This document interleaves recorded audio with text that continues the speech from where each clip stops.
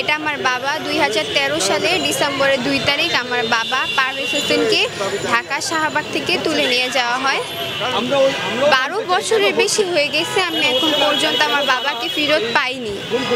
যখন আমার বাবাকে গুম করা হয় তখন আমার বয়স ছিল 2 বছর 4 মাস। তো এখন আমার বয়স 14 বছর। এই যে এত বছর যে চলে গেল, আমরা যে কিভাবে এই বছরগুলো গেছে শুধু এটা আমরা যাদের বাবা স্বজন নাই তারা ছাড়া কেউ জানে না।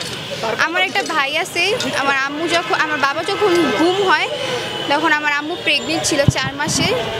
এখন আমার ভাই ও বাবা কি জিনিস এটাই বুঝে না।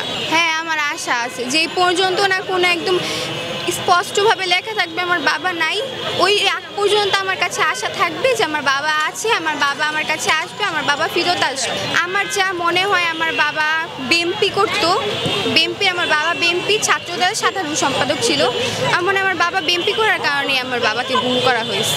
এই অপেক্ষার প্রহর এখন পর্যন্ত শেষ হয় নাই। যেই পর্যন্ত আমি আমার বাবাকে ফেরত না পাবো এই অপেক্ষার প্রহর শেষ হবেও না।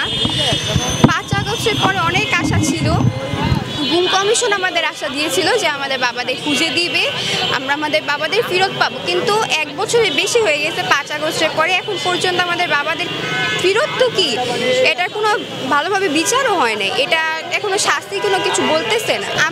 আমি একটা প্রতিটা মুহূর্তে আমি বুঝি আমার বাবা নাই বা আমার বাবা না থাকার অনুভূতিটা কি।